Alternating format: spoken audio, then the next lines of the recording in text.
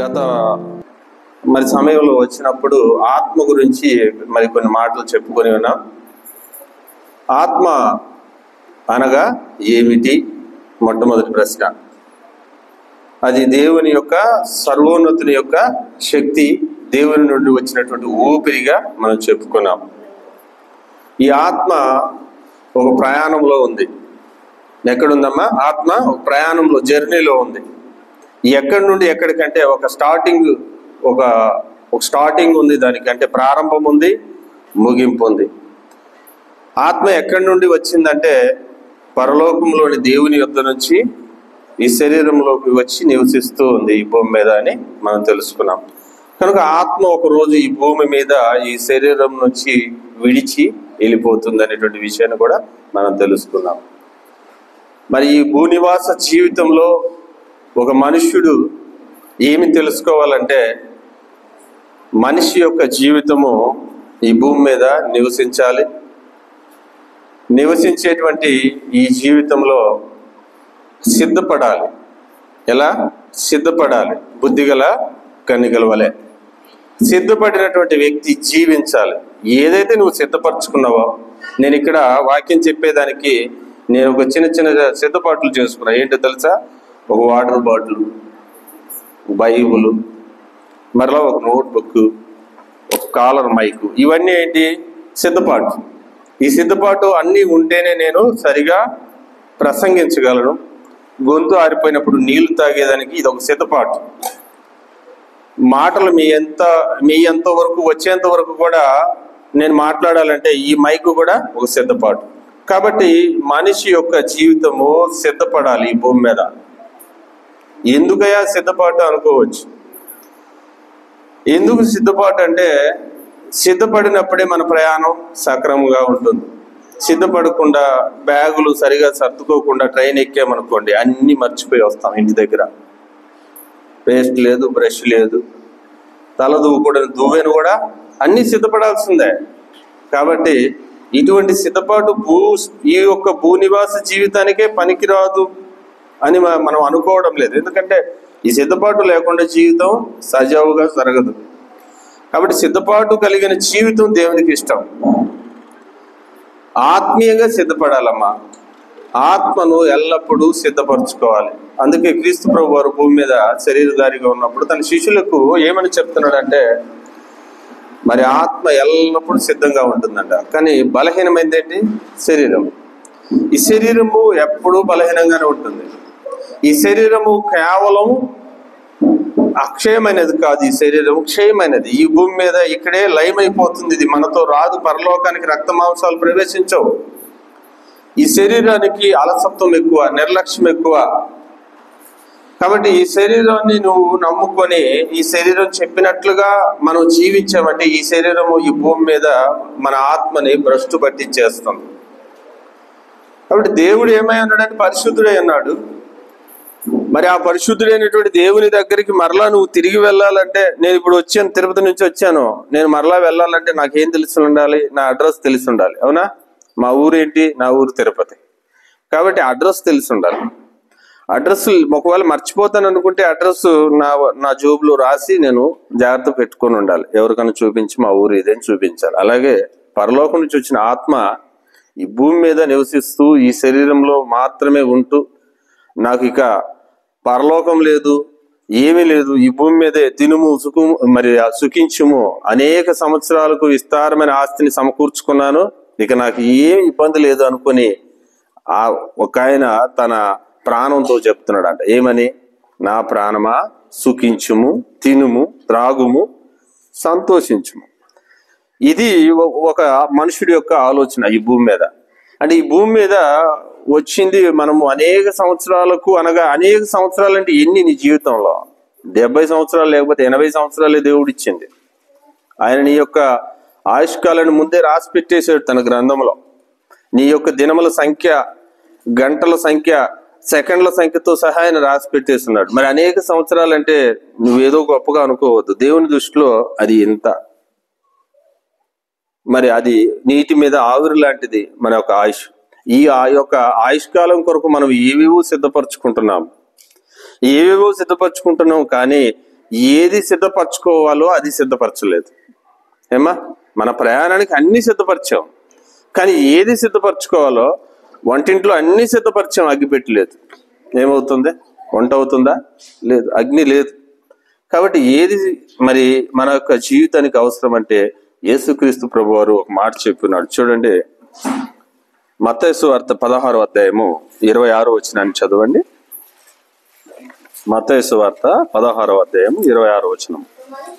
ఒక మనుష్యుడు లోకమంతయు సంపాదించుకుని తన ప్రాణమును పోగొట్టుకున్న ఎడల, చూడండి, అంటే ఒక మనుష్యుడు కావాలనుకుంటే ఏదైనా సంపాదించవచ్చు, అవునా?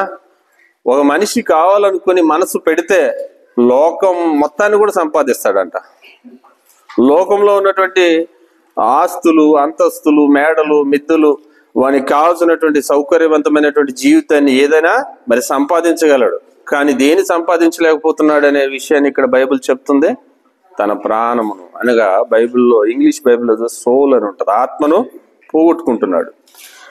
అంటే నువ్వు ఈ శరీరం కొరకు మరి ఇల్లు నిర్మిస్తున్నావు, కార్లు కొంటున్నావు, ఇది సౌఖ్యంగా ఉండేదానికి సమస్తాన్ని సమకూరుస్తున్నావు, కానీ నీ ఆత్మ కొరకు ఒక రూపాయి ఖర్చు పెడుతున్నావా? ఇదేంటి, ఆత్మ కొరకు రూపాయి ఖర్చు పెడుతున్నావా అని అడుగుతున్నాడు. నేను పిచ్చోడా అనుకోవచ్చు, కానీ అదృశ్యమైన ఆత్మకు ఆకలి ఉండదా? ఆకలి ఏంటో తెలుసా? దేవుని మాటలే దానికి ఆహారం. దేవుని మాటలు జీవాహారం ఆత్మకు. దేవుని మాటలతోనే ఆత్మ జీవిస్తుంది. ఎప్పుడైతే దేవుని మాటలు కరువు అయిపోతాయో ఆత్మ నిర్జీవం అయిపోతుంది. దేవునితో ఎడబాటైపోయి లోపల ఉంటుంది, కానీ చనిపోయి ఉంటుంది. అందుకే యేసుక్రీస్తు ప్రభువారు అంటున్నారు, మృతులు తన మృతులను పాత పెట్టుకునేమో. అంటే జీవిస్తున్నావు, కేవలం నువ్వు మృతుడివే అంటున్నాడు అనమాట. అంటే శరీరం జీవిస్తుంది. శరీరం జీవిస్తున్నటువంటి నీవు ఏమనుకుంటున్నావంటే, నేను బాగా చక్కగా ఉన్నాను, కానీ ఈ క్షణంలో రాలిపోతే, ఈ క్షణంలో క్రీస్తు రాకడొస్తే, ఈ క్షణంలో మన పోకడొస్తే, చెప్పండి ఇక్కడ ఆన్సర్. మనం పోయినా అంటే మన పోకడైనా కావచ్చు, క్రీస్తు రాకడైనా కావచ్చు, ఏది సంభవించినా మన ఆత్మ భద్రంగా ఉందా లేదా, సిద్ధపడి ఉందా లేదా? ఈ శరీరంతో జరిగించే క్రియలన్నిటితో జరిగించుకుంటూ ఆనందిస్తూ ఉన్న జీవితంలో ఒకానొక రోజు, చూడండి, ప్రసంగి గ్రంథము 12వ అధ్యాయం 9వ వచనం చదవండి. ప్రసంగి గ్రంథము 12వ అధ్యాయం 9వ వచనం. అమ్మా, ఏం చదువుతున్నారు మీరు? 12వ అధ్యాయం చూడండి, 9వ వచనం. 9వ అధ్యాయము, క్షమించండి అమ్మా, క్షమించండి. 9వ అధ్యాయం 12వ వచనం. తమ కాలము ఎప్పుడు వచ్చునో నరులెరుగరు. ఏమంట? ఇక్కడ చక్కగా చెప్తున్నాడు, తమ కాలము ఎప్పుడు వచ్చునో నరులెరుగరు. క్రీస్తు రాకడు కూడా ఎప్పుడు వచ్చునో పరలోకమందున దూతలకు కూడా తెలియదు. నీ కాలము నీకు తెలియదు, యేసుక్రీస్తు రాకడా మనకు తెలియదు. కాబట్టి మనం ఏం చేయాలి చూడండి, తమ కాలము ఎప్పుడు వచ్చునో నరులు ఎరుగరు. చేపలు, చదువమ్మా, చేపలు బాధాకరమైన వలయందు, అంటే చేపలు బాధాకరమైన వలయందు చిక్కుబడినట్లు. ఒక చేప వలలో పడడం దానికి ఇష్టమా? తెలియదు, కానీ అది అనుకోకుండానే చిక్కిపోతుంది ఎవరికో చేప. మరి పిట్టలు చూడండి, ఇంకా చదవండి, పిట్టలు వలలో పట్టబడినట్లు అశుభ కాలమున హఠాత్తుగా తమకు చేటు కాలము వారు చిక్కుబడుతురు. అంటే చేటు కాలం ఎప్పుడు వస్తుందో తెలియదు, అశుభ కాలం ఎప్పుడు వస్తుందో తెలియదు. మనం అశుభము శుభాలని చూస్తూనే ఉంటాం ప్రతిరోజు, కానీ ఆ రోజు ఆ గడియ ఎప్పుడు వస్తుందో తెలియదు. కాబట్టి ప్రియులారా, మనం చేయాల్సింది ఏంటి? సిద్ధపాటు. కాబట్టి మన దీపాలు వెలుగుతూనే ఉండాలి. అంటే దీపాలు వెలగాలంటే మన దగ్గర ఏముండాలి? నూనె ఉండాలి. నూనె వాక్యం. ఆ వాక్యంతో నీ యొక్క దివిటను వెలిగిస్తూనే ఉండాలి ఎప్పుడు. పర్లేదులే, ఆయన ఎప్పుడు వస్తాడో అంగడిలో పోయి తెచ్చుకోవచ్చు అనుకున్నారు. మరి అక్కడ వాళ్ళకి ఏమైంది? ఒలుగు దొరకలేదు, అవకాశం, తలుపు మూయబడింది. కనుక ఇటువంటి సిద్ధపాటు భూమి మీద మనకి అవసరం. ఇటువంటి సిద్ధపాటు కలిగినటువంటి జీవితం కొరకు మరి నేను ఇంతకు ముందు వచ్చినప్పుడు ఆత్మ గురించి చెప్పి ఉన్నాను. ఆత్మ 3 లోకాల్లో ప్రయాణిస్తుందని కూడా మనం తెలుసుకున్నాం. పరలోకం నుంచి వచ్చిన ఆత్మ, భూలోకంలో నివసిస్తున్న ఆత్మ. ఈ భూలోకంలో ఆత్మ ఈ యొక్క దేహంలో నివసిస్తుంది. ఈ దేహమునకు ఎన్ని దశలు ఉన్నాయి? 5 దశలు ఉన్నాయి. బాల్య దశలో నివసిస్తుంది. ఈ యొక్క శిశు దశ అంటే అప్పుడే పుట్టిన నవజాత శిశువు, బాల్య దశ, యవన దశ, మధ్య దశ, వృద్ధాప్య దశ. 5 దశలలో ఆత్మ ఈ శరీరంలో నివసిస్తుంది. ఏ దశలో పాపం జరుగుతుంది మనం గమనించినట్లయితే, ఒక శిశువు పాపం చేయగలడా? ఒక బాలుడు పాపం అంటే ఏంటో తెలుసా? ఆజ్ఞ అంటే ఏంటో తెలుసా? ఏ దశ ప్రమాదకరమైందంటే యవన దశ. యవన దశలో మనిషి పాపం చేసేదానికి ప్రేరణ వస్తుంది. కాబట్టి ప్రసంగి గ్రంథం 11వ అధ్యాయం 9వ వచనంలో ఏం చెప్పబడుతుందంటే, యవనుడా అంటున్నాడు అక్కడ.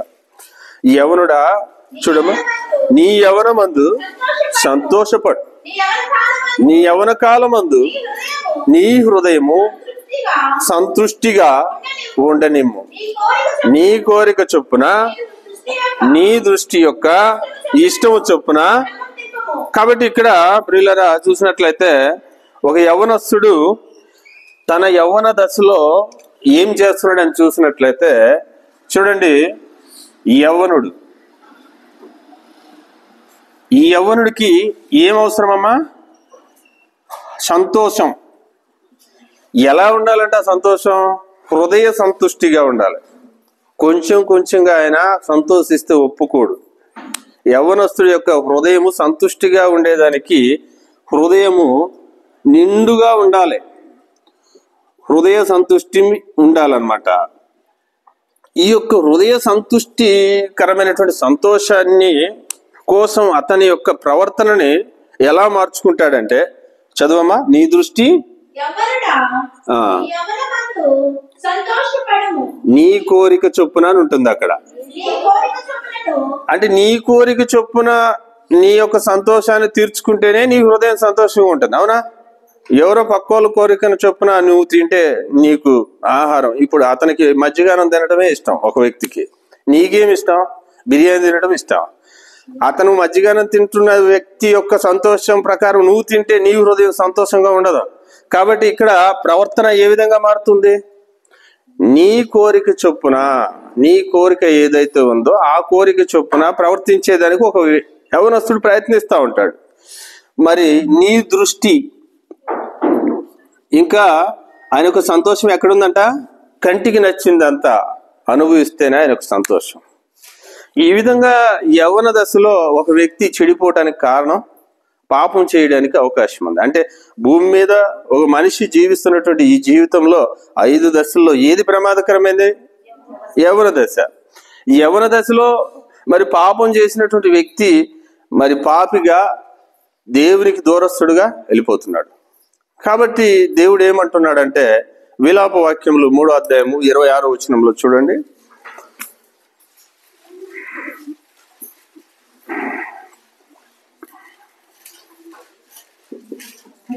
3వ అధ్యాయం 26వ వచనం.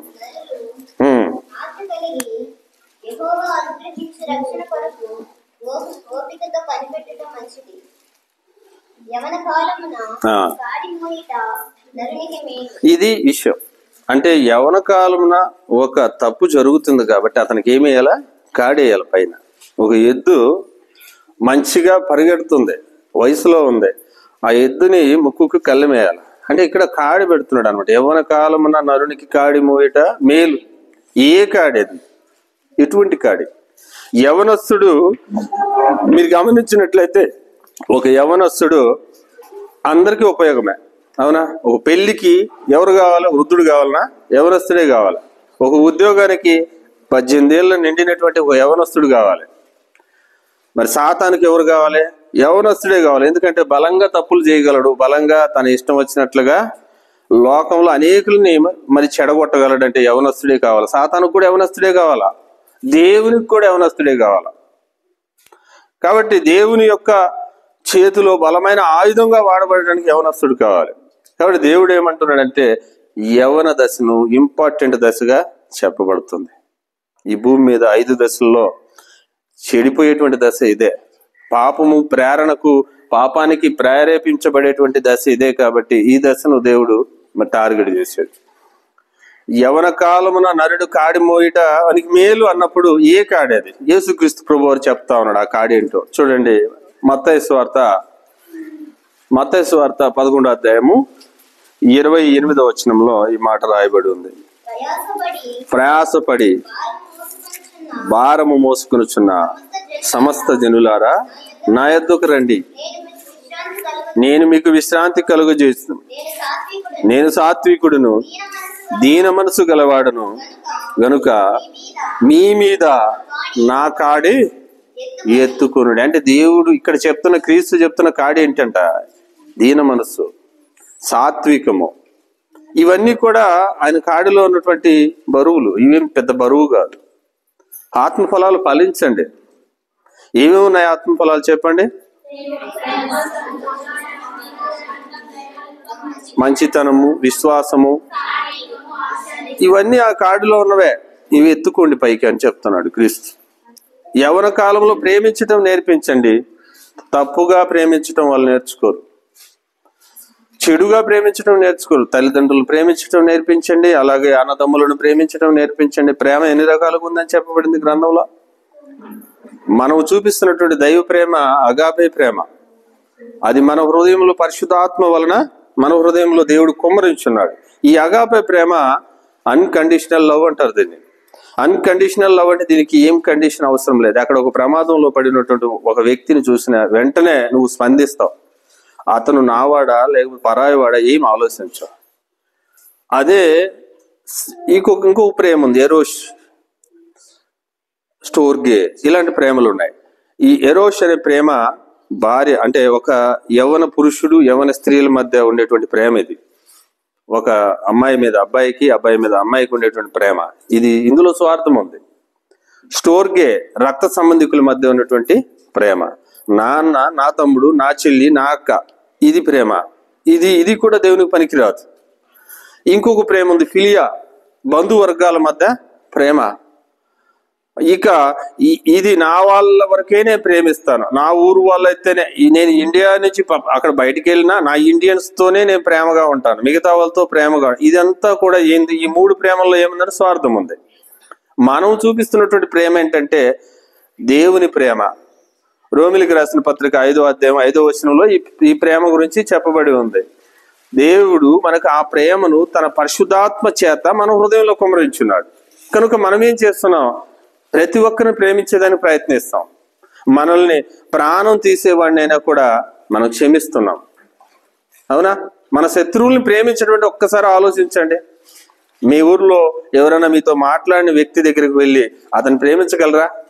అతనితో మరి ప్రేమగా మాట్లాడి అతనితో ఒక సమాధానంగా ఉండేదాన్ని ప్రయత్నించగలరంటే, ఒకవేళ మీరు సమాధానంగా ఉన్న అతను అవాయిడ్ చేయొచ్చు. కాబట్టి యేసుక్రీస్తు ప్రభువారు చూపిస్తున్నటువంటి ప్రేమ ఏంటంటే తండ్రి ప్రేమ. ఆ తండ్రి ప్రేమ ఎలా ఉంటుందో ఈ యొక్క భూమి మీద మనుషులకు తెలియలేదు. ఆ ప్రేమను తీసుకొచ్చేసాడు క్రీస్తు ప్రభువారు, అది చూపిస్తున్నాడు అనమాట. ఈ విధంగా యవన దశను టార్గెట్ చేశాడు. కాబట్టి ఈరోజు యవన దశలో ఉన్నటువంటి ప్రతి ఒక్కరు కూడా ఈ వాక్యాన్ని అర్థం చేసుకోవాలి. అలాగని చిన్నపిల్లలకు ఒకవేళ అర్థం కాకపోవచ్చు. యవన దశ నుంచి మధ్య దశ, వృద్ధాప్య దశ, ప్రతి ఒక్కరికి కూడా అర్థమయ్యే విధంగా ఈ యొక్క టాపిక్ ని నేను రెడీ చేశాను. ఏంటయ్యా అంటే, ఒకసారి సామెతల గ్రంథము 25వ అధ్యాయము 2వ వచనం చదవండి అమ్మా. సామెతల గ్రంథము 25వ అధ్యాయము.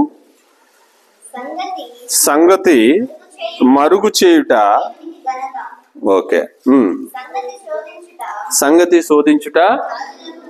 ఇక్కడ సంగతి అనే విషయాన్ని చూడండి. ఒక సంగతి, ఇప్పుడు నేను వచ్చాను, మీ ఊర్లో సంగతులు ఏంటి అని అడుగుతారు. అవునా? విషయాలు అంటే మీ ఊర్లో విషయాలు ఏంటయ్యా, మీ ఊర్లో మరి సంగతులు ఏంటయ్యా అని అడిగేటువంటి అలవాటు చాలా మందికి ఉంటుంది. కానీ ఇక్కడ దేవుడు ఇక్కడ చాలా గొప్ప విషయాన్ని రాయించున్నాడు. సంగతిని మరుగు చేయుట దేవునికి ఘనత. అవునా? సంగతి అనేది ఏదైతే ఉందో, ఒక విషయం అయితే ఏదైతే ఉందో దాన్ని మరుగు చేసి వారికై వారు పరిశోధించి తెలుసుకోవడం దేవునికి ఘనత వస్తుంది. ఒక ఎగ్జాంపుల్ చెప్తాను నేను మీకు. సంగతిని మరుగు చేయటం దేవునికి ఘనత అంటే దేవునికి మహిమ. ఆయన మహిమ మరుగు చేసి ఉంచకపోతే డైరెక్ట్ గా దేవుడు వచ్చి ఇదిగో నేను నీకోసం భూమిని సృష్టించానని ఆయనే నిలబడి చెప్తే ఆయనకి ఏమన్నా నువ్వు గౌరవిస్తావా? ఆయన కనపరుస్తావా? పోయా నువ్వు కాదు, నువ్వు పగటి వేషగాడు అంటారు. కాబట్టి దేవుడు ఏం చేశాడంటే మరుగుగా ఉన్నాడు. సృష్టిని కలిగించాడు. సృష్టిలో ఉన్నటువంటి సూర్యచంద్ర నక్షత్రాలు వాటికి ఒక పని కల్పించేసి మరి భూమి మీద మరి పంచభూతాలను ఆయన సృష్టించి వీటన్నిటి ద్వారా మనుషులను జీవింపజేస్తూ అవన్నీ కూడా మరి కంటికి కనిపించటం లేదు, చెవికి వినిపించటం లేదు, హృదయానికి గోచరించటం లేదు. కానీ నీకు అవి మేలు చేస్తున్నాయా లేదా? గాలి కనిపించటం లేదు, కానీ అది ఏం చేస్తుంది? నీ హృదయం, నీ యొక్క బ్రీతింగ్ సిస్టమ్, అది రెస్పిరేటరీ సిస్టాన్ని పనిచేపిస్తుంది. అవునా? ఆక్సిజన్ లెవెల్స్ ఉన్నాయి దాంట్లో. ఇవన్నీ కూడా దేవుడు మరి సిద్ధపరుచున్నాడు, కానీ మరుగుపరుచున్నాడు. ఎందుకంటే మరుగై ఉన్న దాన్ని మనము పరిశోధించాల. అంటే ఎవరికి ఘనత? పరిశోధించి అంటే శోధించిన వ్యక్తి ఏమవుతున్నాడు? రాజు అవుతాడు. ఈ సృష్టిలో ఒక చిన్న ఎగ్జాంపుల్ చెప్తాను. పెన్సిలిన్ అనేది వచ్చింది ఈరోజు. ఒకప్పుడు అంటువ్యాధులు వస్తే విపరీతంగా చనిపోయేవాళ్ళు జనాలు. ఇప్పుడు పెన్సిలిన్ అనేది వచ్చిన తర్వాత యాంటీబయాటిక్ అన్నమాట. ఈ యాంటీబయాటిక్ ఎక్కడుంది? ఎక్కడి నుంచి తీసుకొచ్చారు? సృష్టిలో పరిశోధించే తీసుకొచ్చింది. ఈరోజు ఆ వ్యక్తిని, ఆ పెన్సిలిన్ కనిపెట్టింది ఎవరమ్మా? ఎవరైనా చెప్తారా? ఫ్లెమింగ్ కదా. ఆయన పేరు ఇప్పుడు రాజుగా అందరూ చెప్తున్నారా లేదా? ఇప్పుడు నా నోట్లో ఉందా లేదా? అంటే ఆయన ఏం చేశాడంటే ఆ సంగతిని పరిశోధించాడు. కాబట్టి పరిశోధించిన వ్యక్తికి ఘనత ఉంది. మరుగు చేసిన వ్యక్తికి కూడా ఆయన వ్యక్తి కాదు, శక్తి. దేవుడు మరుగు చేసి పెట్టాడు సృష్టిలో ప్రతి విషయాన్ని. ఆ మరుగు చేసిన విషయాన్ని నీవు నేను పరిశోధిస్తే అప్పుడు దేవుడు, అమ్మా దేవుడు ఇంత గొప్పవాడా, దేవునికి స్తోత్రం అంట. అంతే కదా. ఇప్పుడు నేను ఒక చిన్న ఎగ్జాంపుల్ చూపిస్తాను. యోబు గ్రంథము 35వ అధ్యాయము. యోబు గ్రంథము 35వ అధ్యాయము 2 విషయాలను చెప్పుకొని ఈ యొక్క పాఠంలోకి వెళ్దాం. యోబు గ్రంథము 35వ అధ్యాయము 12వ వచనం చూద్దాం. కాగా 35 అధ్యాయం తీసారా? 35:11 చూడండి. భూజంతువుల కంటే మనకు ఎక్కువ బుద్ధి నేర్పుచు, ఆకాశ పక్షుల కంటే మనకు ఎక్కువ ఇక్కడ 2 విషయాలు గమనించాలి. భూమి మీద ఉన్నటువంటి జంతువులన్నిటికంటే మనకి ఏముంది? ఎక్కువ బుద్ధి ఉంది. ఆకాశ పక్షుల్లో మరి ఆకాశంలో ఎగిరేటువంటి ప్రతి పక్షికి ఏముంది? మరి ఇక్కడ చూడండి, జ్ఞానము కలుగు, అంటే వివేకము మనకి ఎక్కువ జ్ఞానము కలుగు చేస్తున్నాడు. అంటే పక్షులకు కూడా జ్ఞానం ఉంది, వాటికంటే మనకి ఎక్కువ ఇచ్చాడు. ఎందుకు? ఇక్కడ ప్రశ్న వేసుకోవాలి. భూజంతువుల కంటే నీకు బుద్ధిని ఎక్కువ ఇచ్చాడు, ఆకాశ పక్షుల కంటే నీ జ్ఞానాన్ని ఎక్కువ ఇచ్చాడు. ఎందుకు అనే ప్రశ్నకి ఆన్సర్ కింద ఉంది చూడండి. నన్ను సృజించిన దేవుడు ఎక్కడున్నాడని, అది విషయం. అంటే ఈ జ్ఞానము, ఈ బుద్ధి దేవుడు ఎందుకు ఇచ్చాడంటే మరుగై ఉన్నటువంటి దేవుని మహిమను ఎతకాల. దేవుడు మరుగుపరిచినటువంటి కొన్ని విషయాలను శోధించాల నీవు నేను. అందుకోసమే దేవుడు నీకు నాకు బుద్ధి జ్ఞానము భూజంతువుల కంటే ఆకాశ పక్షుల కంటే అధికముగా ఇచ్చున్నాడు. కాబట్టి అటువంటి విషయాల్లో ఈరోజు పరిశోధన చేసేటువంటి ఒక విషయాన్ని చూసినట్లయితే జన్మ రహస్యం. మనమందరము జన్మించిన వారు ఈ భూమి మీద. ఈ జన్మకు ఒక రహస్యం ఉంది. మరి ఈ జన్మకు ఒక రహస్యం ఉంది, ఈ సృష్టికి కూడా ఒక రహస్యం ఉంది. ఈ యొక్క రహస్యాలను నీవు నేను పరిశోధిస్తే మనం రాజులు అవుతాం. దేవుడుగా మహింపరచబడతాడు. అవునమ్మా? నీ జన్మ రహస్యం ఏంటో తెలుసుకున్నా దేవుడిని మహింపరుస్తావు గ్యారెంటీగా. ఈ సృష్టి యొక్క రహస్యం తెలుసుకుంటే కూడా దేవుని గ్యారెంటీగా మహిమపరుస్తావు, ఆయనకి స్తోత్రం చెల్లిస్తావు, ఆయన స్తోత్రాన్ని ప్రచురం చేస్తావు అనేటువంటి విషయాన్ని మీ ముందు ఇక్కడ ఈరోజు ఉంచి ఉన్నాను. కనుక జన్మ రహస్యం ఏంటి? మా అమ్మ నాన్న మేము పుట్టినప్పుడు ఏం జరిగిందో చెప్పలేదే. చాలా మంది సహజంగా అనుకుంటారు, మీరు పుట్టినప్పుడు మరి ఆ దొడ్డులో టెంకాయ చెట్టు పడిపోయిన తుఫాను వచ్చింది అంటే డేట్ ఆఫ్ బర్త్లు అడిగినప్పుడు చాలా మంది చెప్పలేక, మా ఊర్లో పెద్ద తుఫాను వచ్చినప్పుడు మా అబ్బాయి పుట్టాడు అంటే వాళ్ళ జన్మ రహస్యం తుఫాను. ఇలాగా శరీర సంబంధమైన విషయాలు చెప్తున్నారు. కానీ అలా కాదు. నీ జన్మకు ఒక రహస్యం ఉంది. దేవుడు నిన్ను ఒక మహత్తరమైనటువంటి కార్యం కోసం నిర్ణయించున్నాడు. అది ఏంటో తెలుసుకోవాలి నీవు నేను. ఆ జన్మ రహస్యాన్ని తెలుసుకోవాలనేటువంటి ఆ తపన మీలో కలిగించాలని ఈరోజు ఇక్కడ నిలబడ్డాను. చూసినట్లయితే చూడండి అమ్మా, ఇది ఒక శరీరము, లోపల ఆత్మ ఉంది. అంటే మనిషి 2 భాగాలుగా ఉన్నాడు. శరీర రూపం ఉంది, రక్త మాంసాలతో కూడినటువంటి ఒక శరీరం ఉంది, లోపల జీవంతో కూడినటువంటి ఆత్మ నివసిస్తుంది. ఈ రక్త మాంసాలు కలిగిన ఈ శరీరానికి ప్రాణం ఏంటి, ఆధారం ఏంటి? రక్తం. అవునా? ఆత్మకు ఆధారం ఏంటి? జీవము. శరీరానికి ఆధారము రక్తం ఎలాగో ఆత్మ జీవించుటకు జీవము అంత ఇంపార్టెంట్. ఈ జీవం ఎక్కడి నుంచి వస్తుందంటే దేవుని నుంచి వస్తుంది. నిత్య జీవం నుంచి వచ్చింది ఈ జీవము. ఆత్మ జీవము లేదంటే నిర్జీవం అయిపోతుంది. నిర్జీవం అయిందంటే ఆ ఆత్మ ఉన్న ఒకటే, చనిపోయిన ఒకటే. అంటే ఆల్రెడీ చనిపోయింది. కాబట్టి నిర్జీవాత్మ యేసుక్రీస్తు వస్తున్నాడు. ఈ యొక్క ఆత్మ మరి పుట్టినప్పుడు ప్రతి ఒక్కరిలో జీవంతో నిండుకొని ఉన్నది. మన ఈ యొక్క యవ్వన దశలోకి వచ్చిన తర్వాత తప్పులు చేస్తూ పాపం చేస్తూ ఇది నిర్జీవాత్మగా మార్చేసాం. ఈ నిర్జీవ ఆత్మగా మారిపోయిన దాన్ని అలాగే విడిచిపెడదామా? వద్దు. అసలు మన జన్మరహస్యం ఏంటి తెలుసుకొని మన ఆత్మను వెలిగించుకుందాం. మన ఆత్మను వెలిగించుకొని దేవునికి మహిమకరంగా జీవిస్తాం అనేటువంటి ఒక దృక్పథంతో మీ మనసులను ప్రేరేపించుకున్నట్లయితే ఈ యొక్క పాఠం మీకు అందరికి కూడా చక్కగా అర్థమవుతుంది. కనుక చూడండి, మొట్టమొదటిగా నేను ఎవరు అనేటువంటి ప్రశ్నలో మన యొక్క ఈ యొక్క పాఠం యొక్క లోతుల్లోకి వెళ్తాం. నేను ఎవరు అంటే మనం ఇంతకు ముందు చెప్పుకున్నాం, నేను ఒక ఆత్మ, నేను ఒక శరీరము, ఇవన్నీ చెప్పుకోగలిగాం. ఈ యొక్క శరీరానికి ఒక అడ్రస్ ఉంది, ఇది నేల మన నుంచి వచ్చిందని చెప్పుకున్నాం. ఈ యొక్క ఆత్మకు తండ్రి అయిన దేవుని యొద్ద నుంచి వచ్చిందని చెప్పుకున్నాం. కానీ ఇక్కడ మరుగని విషయాలు, జన్మరహస్యం ఒకటి ఉంది అనేటువంటి విషయాన్ని మనం చదివినట్లయితే నేను ఒక మనిషిని అర్థమైపోయింది మనకి. నేను ఎవరి నిమిత్తం నిర్మించబడ్డాను, ఎవరి నిమిత్తం సృజించబడ్డాను, ఎవరి నిమిత్తం కలుగజేయబడ్డాను, ఎవరి నిమిత్తం పుట్టించబడ్డాను. ఈ 4 ప్రశ్నలు మనం వేసుకోవాలి.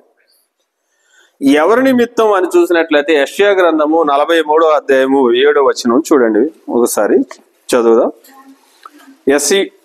యెషయా గ్రంథము 43వ అధ్యాయము 7వ వచనాన్ని శ్రద్ధగా చదవండి. నా మహిమ నిమిత్తము, అది విషయం. ఎందుకు నిన్ను సృజించాడంట దేవుడు? ఎవరి నిమిత్తం నీవు? నేను దేవుని మహిమ నిమిత్తం. కాబట్టి దేవుని మహిమ నిమిత్తం నీవు నిర్మించబడ్డావు. నిర్మాణం అనేది మనం సహజంగా దేనికి చెప్తామమ్మా?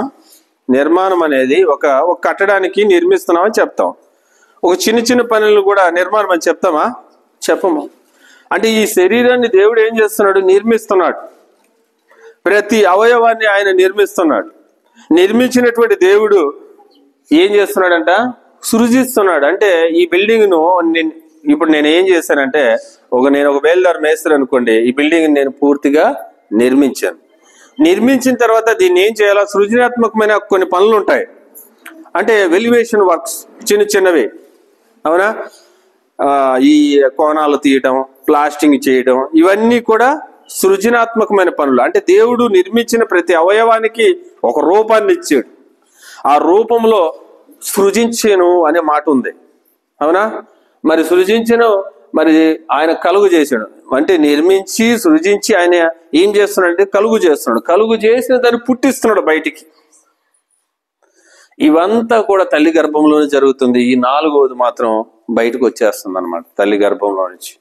ఎంత చక్కగా దేవుడు ఎందుకు ఎవరి నిమిత్తం నిర్మించాడంటే దేవుని మహిమ నిమిత్తమే. దేవుని మహిమ అంటే ఏంటో తెలుసా? దేవుడు ఏమై ఉన్నాడు? ఆయన చూడండి, మత్తయి సువార్త 5వ అధ్యాయము 48 చివరి వచనం చూడండి అమ్మా. మత్తయి సువార్త 5వ అధ్యాయము 48. మీ పరలోకపు తండ్రి పరిపూర్ణుడు గనక మీరును పరిపూర్ణులుగా ఉండు. అంటే దేవుడు ఏమై ఉన్నాడు? పరిపూర్ణుడు. అంటే ఏం అర్థము? Round circle. ఆయన 0లో అరభాగం తీసేసేదానికి లేదు. ఆయనకి రౌండ్ ఇస్తే ఆయనకి ఫుల్గా ఇవ్వాలి. మీ హృదయాన్ని కూడా అలాగే ఇవ్వాలి. సగం దేవుడా లోకానికి ఇస్తాను, సగం దేవుడా నీకు ఇస్తానంటే ఆయన ఒప్పుకోడు. అంటే కొంత నులివెచ్చనగా, అంటే ఈ యొక్క స్థితిని బైబిల్ గ్రంథం ఏం చెప్తుందంటే నులివెచ్చని స్థితి అంటుంది. దేవునికి ఇస్తే పూర్ణ హృదయాన్ని ఇవ్వాలి, పూర్ణ మనసుని ఇవ్వాలి, పూర్ణ ఆత్మని ఇవ్వాలి, పూర్ణ శక్తిని ఇవ్వాలి, పూర్ణ వివేకంతో ఆయన్ని ప్రేమించాలి.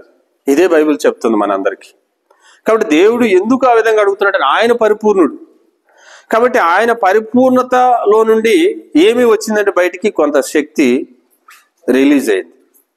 ఆ యొక్క శక్తిలో నుండి ఏమి జరిగిందంటే ఒక కార్యం జరిగింది. దేవుని పరిపూర్ణతలో నుండి వచ్చినటువంటి శక్తి వలన ఒక కార్యం జరిగింది. ఆ కార్యానికి మనము ప్రతిఫలంగా ఇచ్చేటువంటి దాన్నే మహిమ అంటాం. అర్థమైందా?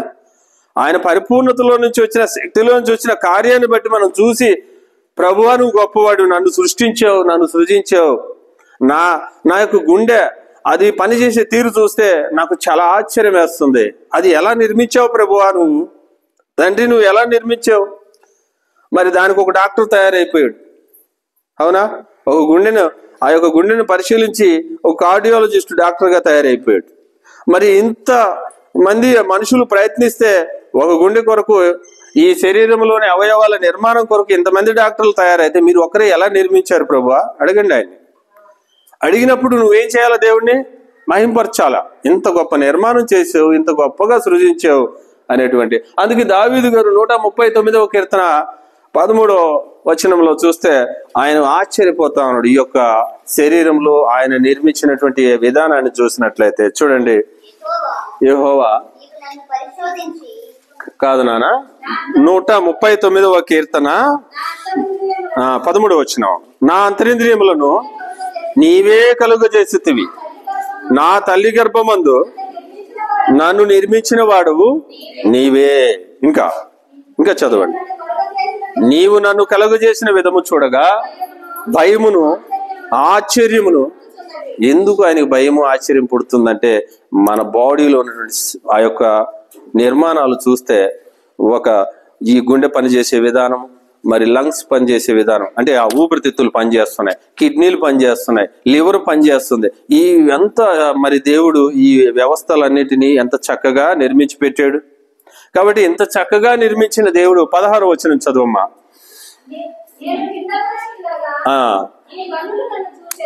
నీ కనులు నన్ను చూచెను, నియమింపబడిన దినములలో ఒకటైనను కాక మునుపే. కాబట్టి ఇంత చక్కగా నిర్మించి దేవుడు ఏం చేశాడు? గ్రంథంలో రాసి పెట్టేశాడు నీ పేరు. ఇదిగో పలానా వ్యక్తి భూమి మీదకి వెళ్తున్నాడు, ఈ వ్యక్తి పేరు గ్రంథంలో ఉంది. గ్రంథంలో రాశాడు, నిర్మించాడు, చక్కగా కలుగజేసి పుట్టించే ఆ దేవుడు నీ దినములు తల్లి గర్భంలో నువ్వు రాకముందే, ఒక్క దినమైనా కాకముందే ఆయన గ్రంథంలో లిఖించి నీ పేరు ఆయన పెట్టేసి పంపిస్తున్నాడు బయటికి, ఈ భూమి మీదకి.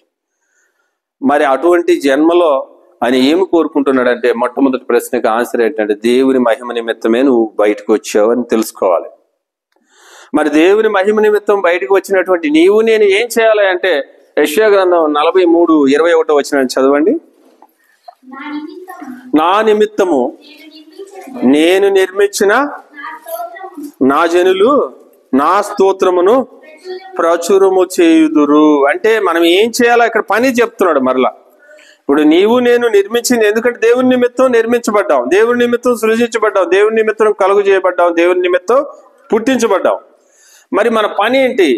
ఎందుకు చేశాడు ఆయన అంటే, ఆయన స్తోత్రమును ప్రచురం చేయాలి. ఆయన మహిమను నువ్వు తెలుసుకున్నావు కదా, ఎంత గొప్పగా నిర్మించాడు దేవుడు అని తెలుసుకున్నావు కదా, ఆ యొక్క మహిమను ప్రచురం చేయాల నీవు నేను. అవునా? ఈ సృష్టిలో నువ్వు నీ యొక్క జన్మ ఎంత మహత్తరమైనదో నీవు తెలుసుకున్న తర్వాత దేవుని మహిమను నీవు ప్రచురం చేయాలి. ఆయన గొప్పతనాన్ని మనం ప్రచురం చేయాలి. దేవుని మహిమలో ఏమున్నాయంటే ఆయన యొక్క గుణగణాలు ఉన్నాయి, దేవుని యొక్క స్వభావాలు ఉన్నాయి. దేవుని యొక్క ఒక్క స్వభావం చెప్పండి. దేవుని యొక్క స్వభావం ఏంటి? ఏం స్వభావం కలిగి ఉన్నాడు దేవుడు? ఈరోజు భూమి మీద పాపము ఎంతో విస్తరిస్తూ ఉంది, తన భక్తులను ఎంతో మంది చంపేస్తున్నారు. అయినా దేవుడు ఏమై ఉన్నాడు? దీర్ఘశాంతం వహిస్తున్నాడు. అవునా? దేవునిలో ఏముంది? ఒక స్వభావం ఏంటి? ఆయన స్వభావము దీర్ఘశాంతం కలిగిన వాడు దేవుడు. అంటే దేవుని స్వభావం అది దీర్ఘశాంతం అనేది. మరి అటువంటి స్వభావాలను నీవు నేను ప్రచురం చేసేదానికే మరి మనం ఈ భూమి మీదకి వచ్చామని తెలుసుకోవాలి. ఇది మన జన్మ రహస్యం. దేవుని యొక్క నీ యొక్క జన్మ రహస్యంలో నీవు నీవు మరి పుట్టించబడినటువంటి ఆ విధానంలో దేవుని మహిమ నిమిత్తం నిర్మించబడ్డావు. దేవుని పని నిమిత్తం నేను పనిచేయాలి.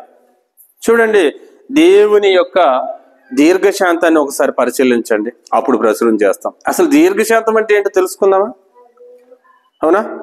శాంతం అంటే ఏంటో తెలుసుకోవాలి ఫస్ట్, దీర్ఘశాంతం తర్వాత అర్థమవుతుంది. దీర్ఘశాంతంకు రావాలంటే మనం 100%లోకి వెళ్ళిపోవాలి, అంటే దైవ స్వభావంలోకి 100%లోకి వెళ్ళిపోవాలి. కాబట్టి దేవుని స్వభావము దీర్ఘశాంతం అయితే మన స్వభావము శాంతం అంటే ఏంటో తెలుసుకోవాలి. శాంతం అంటే ఏంటంటే, ఇప్పుడు ఇక్కడ మార్టిన్ ఉన్నాడు, నేనున్నాను. నా హృదయంలో ఒక కోరిక ఉంది, నా యొక్క మనసులో ఒక ఆలోచన ఉంది. మరి మార్టిన్ యొక్క హృదయంలో ఒక ఆలోచన ఉంది, ఆయన యొక్క కోరిక వేరే, ఆయన యొక్క ఆలోచనలు వేరే. కానీ అతను నాకేం చేస్తున్నాడంటే, నేను దైవ నియమంలో వెళ్తున్నాను, ఇంకొక వ్యక్తి దైవ నియమం లేకుండానే సంఘాల్లో ప్రవేశించి ఇబ్బంది పెడతా ఉంటారు. ఇది బైబిల్లో లేనిది అక్కడ తీసుకొచ్చి ఆపాదించేదానికి ప్రయత్నిస్తుంటారు. కానీ బైబిల్ తెలిసిన వ్యక్తి దాన్ని భరిస్తూ ఉంటాడు. వ్యతిరేక స్వభావాలతో అతను చేస్తున్న దాన్ని అతని యొక్క మేలు కోరి మన యొక్క మనసును నిమ్మలపరచుకోవడమే శాంతి. అందుకే యేసుక్రీస్తు వారు అంటున్నారు, నా యొక్క శాంతినే మీకు అనుగ్రహిస్తున్నాను అంటున్నాడు. కనుక యేసుక్రీస్తు ప్రభు వారు నా శాంతిని మీకు అనుగ్రహించాను అంటున్నాడు. కాబట్టి శాంతి అంటే ఇది. దీర్ఘశాంతం అంటే మరి ఇంతకన్నా గొప్పది. ఆయన మనసుని నిమ్మలపరచుకోవడమే కాకుండా ఈ వ్యక్తి మరి నిత్య జీవానికి వస్తాడో నిత్య నరకానికి వెళ్తాడో అనే చివరి ఫలితం వరకు ఆయన వెయిట్ చేస్తాడు. కాబట్టి దైవ స్వభావం ఏంటంటే దీర్ఘశాంతం.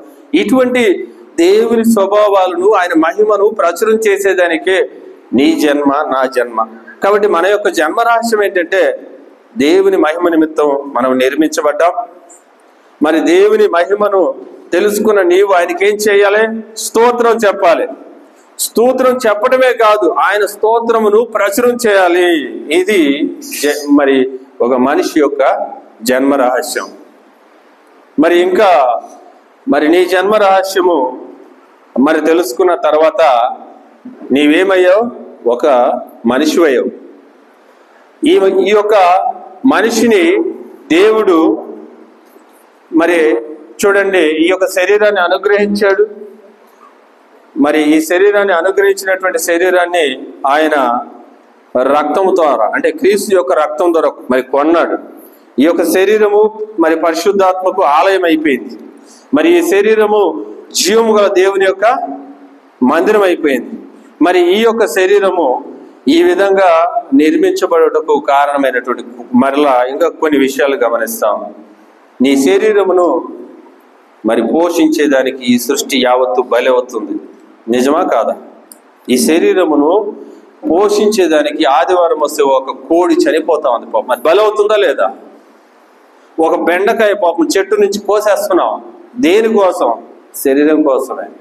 బెండకాయ తింటే మంచిదంట, లెక్కలు బాగా వస్తాయంట, కోసేదాన్ని అంటే బలిచ్చేస్తున్నాం. ఈ సృష్టిలో నీ శరీరాన్ని, భౌతిక శరీరాన్ని పోషించేదానికి ఈ సృష్టి యావత్తు బలవుతూనే ఉంది, రోజు బలవుతుంది.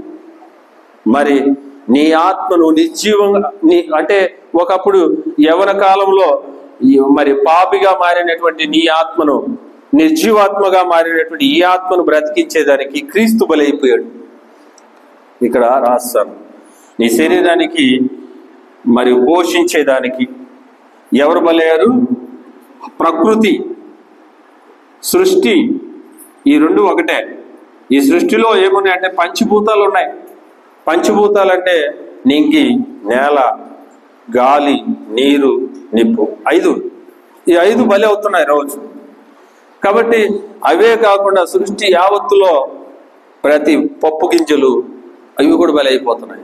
ఒక డాక్టర్ చెప్తున్నాడు, అమ్మ నీకు రక్తం తక్కువగా ఉంది, నువ్వు రేపటి నుండి మంచి డ్రై ఫ్రూట్స్ తిను అంటున్నాడు. అంటే రక్తం దేంట్లో పెట్టాడు దేవుడు?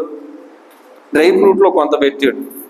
యాపిల్ తినమ్మా అంటున్నాడు, యాపిల్లో ఎంత పెట్టాడు? అక్కడ కొంత. అంటే ఇవన్నీ సేకరించుకొని తింటే నీకు ఒక్క బిందువు, రక్త బిందువు తయారవుతుంది. అంటే సృష్టిలో ఏముంది?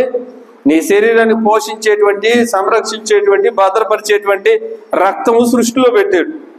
ప్రతి అణువులో పెట్టాడు. నీళ్ళలో కూడా ఆక్సిజన్ ఉంది. మరి ఆ ఆక్సిజన్ వెళ్తేనే నీ బ్లడ్ పరుగులు ఎత్తగలదు. బీపీ తగ్గుద్ది. బీపీ మరి పెరిగిందంటే అర్థం ఏంటంటే నీ బ్లడ్ లో ఆక్సిజన్ లెవెల్స్ తగ్గిపోయినట్టు. ఇవన్నీ సృష్టిలో దేవుడు పెట్టేసి చక్కగా ఉంచున్నాడు. అంటే నీ యొక్క శరీరాన్ని పోషించేదానికి సృష్టి బలి, మరి నీ యొక్క ఆత్మను బ్రతికించేదానికి, చనిపోయినటువంటి నీ ఆత్మను బ్రతికించేదానికి ఎవరు బలయ్యారు? క్రీస్తు బలి. ఇక్కడ 2 బలులు చూసాం. ఈ యొక్క శరీరాన్ని బ్రతికించేదానికి, ఆత్మను బ్రతికించేదానికి, ఒక మనిషిని బ్రతికించేదానికి, టోటల్ గా పరలోకం తీసుకెళ్లేదానికి 2 బలులు చూసాం. ఇప్పుడు ఇంకొక బలిని చూపిస్తా. మరి ఈ శరీరాన్ని పోషిస్తూ, అంటే శరీర సంబంధమైనటువంటి అవసరాలు, నిత్య అవసరాలు, మరి ఇంకేమన్నా ఉంటాయి, ప్రాథమిక అవసరాలు ఉంటాయి, నిత్య అవసరాలు ఉంటాయి, అత్యవసరాలు ఉంటాయి. ఇవన్నీ తీరుస్తా ఉన్నాడు. ఆత్మకు కూడా ఇవన్నీ ఉండవా? అవసరాలు ఉంటాయి. ప్రాథమిక అవసరమై ఆత్మకి ఏంటంటే బాప్తిసమే. మనం ఫస్ట్ ఆత్మకు నువ్వు పోషణ ఇస్తున్నావంటే ఆత్మను రక్షించుకోవడం ఇది ప్రాథమిక అవసరం. మరి నిత్య అవసరం, అత్యవసరం అంటే ఈ భూమిని విడిచేసి ఆత్మ ఈ శరీరం నుంచి బయటికి వెళ్ళేటప్పుడు ప్రభు నందు నిద్రించిన వారు ధన్యులు అనే పేరు రావాలా, అది అత్యవసరం. కాబట్టి ఈ విషయాలు గమనించిన తర్వాత ఇప్పుడు ఈ శరీరము రక్షణ వచ్చేసింది, శరీరం పోషించబడుతుంది, ఆత్మను మరి క్రీస్తు రక్షించాడు, ఈ శరీరాన్ని ప్రకృతి రక్షించింది. మరి నీవేమయ్యావంటే ఒక క్రైస్తవుడు అని పేరును ధరించు. ఇప్పుడు బలవ్వాల్సింది ఎవరు? నా ప్రశ్న. సృష్టి బలవుతుంది, క్రీస్తు బలైపోయాడు, ఇప్పుడు బలవ్వాల్సింది ఎవరు? క్రైస్తవుడు బలవ్వాలిక ఎవరు కొరకు? అనేక ఆత్మల కొరకు, అనేకమైనటువంటి నిర్జీవ ఆత్మల కొరకు క్రైస్తవుడు కంపల్సరిగా బలవ్వాల్సిందే.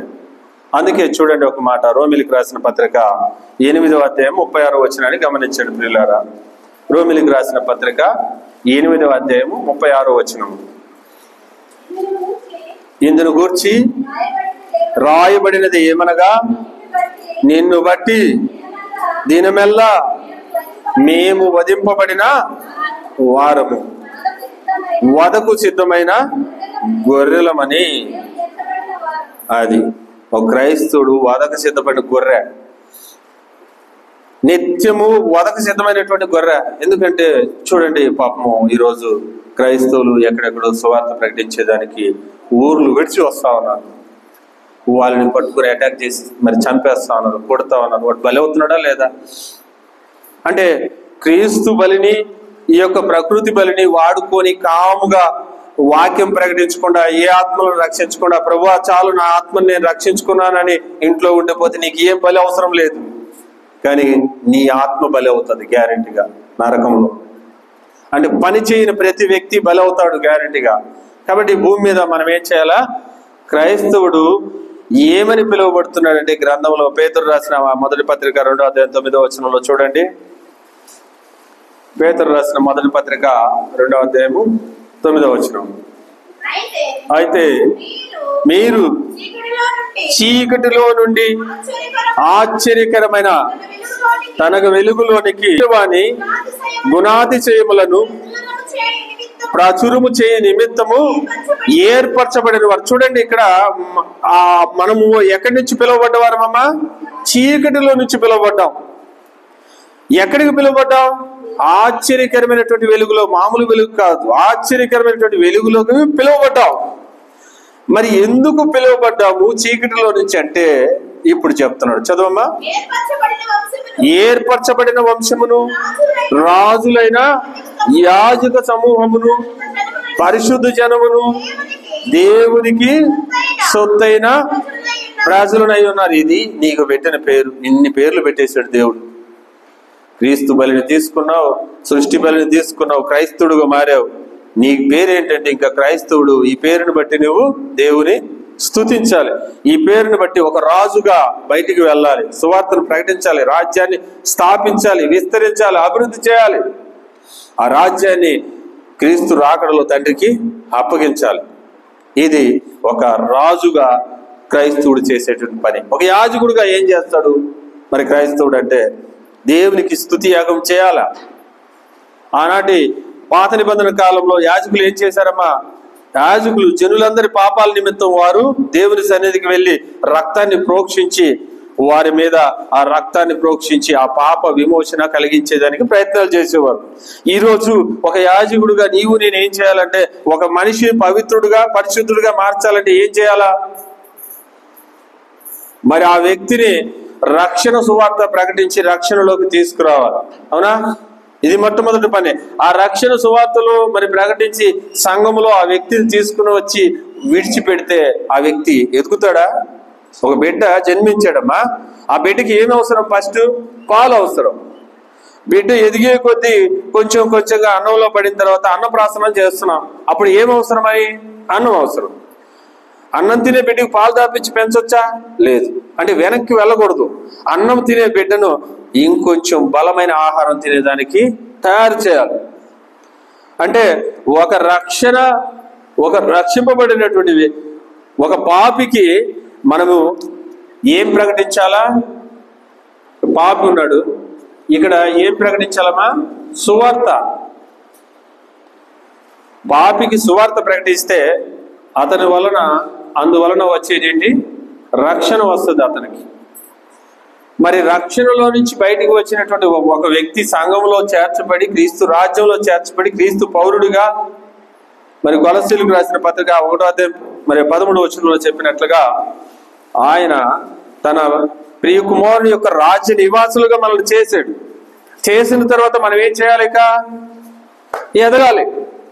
ఎదగాలంటే మరి పాల వంటి ఆహారము, అంటే నిర్మలమైనటువంటి వాక్యమైనటువంటి దేవుని వాక్యమైనటువంటి పాలను రక్షణ విషయంలో ఎదుగు నిమిత్తం మనం నిత్యం అపేక్షించాలి. అన్నం వంటి ఆహారం అంటే ఇంకొంచెం బలమైనటువంటి ఆహారం. అంటే ఇంకా ఎదిగేదానికి మరి బలమైన ఆహారం ఎక్కడుందంటే, ఒక బోధకుడుగా ఎదిగినప్పుడు నువ్వు బలమైన ఆహారం తింటున్నావని అర్థం. ఈ ఎదిగిన బిడ్డ, రక్షించబడ్డ మీ బిడ్డ అలాగే కూర్చొని సంఘాల్లో ఏమి ఎదుగు బొదుగు లేకుండా వస్తున్నావు, ఆదివారం రొట్టెలో ద్రాక్షరసంలో చెయ్యేస్తున్నావు, వెళ్ళిపోతున్నావు అంటే నువ్వు ఇంకా ఎదగలేదు. ఈ ఎదిగిన బిడ్డ చేయాల్సింది ఏంటంటే పని చేయాలా. ఆ పనిలో ఏంటంటే రక్షణ, రూపాంతరం. ఒక ఆత్మను రక్షించి ఆ ఆత్మను సంఘంలో కూర్చోబెట్టి ఆ వ్యక్తిని క్రీస్తు స్వారూప్యంలోకి మార్చడమే రూపాంతరం. ఈ విధంగా ఒక యాజకుడు బలవ్వాలి, ఒక రాజు బలవ్వాలి.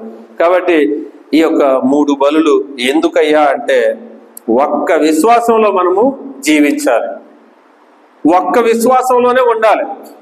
ఆ విశ్వాసం ఏంటంటే, యేసు క్రీస్తు దేవుని కుమారుడు, ఆయన నా కొరకు బలయ్యాడు, ఆయన కొరకే నేను జీవించాలి, ఇక బ్రతుకుట క్రీస్తే అనేటువంటి విశ్వాసంలో నీవు నేను రావాలని ఆయన నిర్ణయించున్నాడు. కాబట్టి మనము యోహాను రాసిన ఆ యొక్క పత్రికలో 17వ అధ్యాయంలో చూసినట్లయితే, మొత్తం అధ్యాయాన్ని నేను ఓవరాల్ గా చెప్తున్నాను. మనం 5 వచనాల వరకు చూస్తే యేసుక్రీస్తు ప్రార్థన ఉంటుంది ప్రియులారా.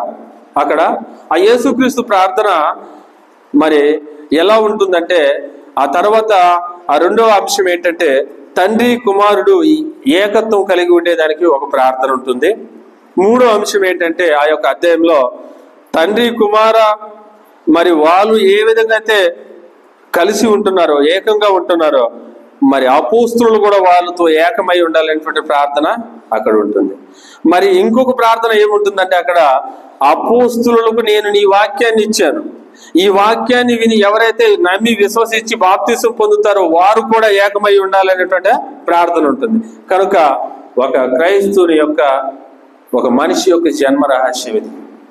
కాబట్టి మనిషి యొక్క జన్మ రహస్యాన్ని మనం చదువుకుని మరి అర్థం చేసుకునేదానికి మనకి ఇంతవరకు టైం సరిపోయింది.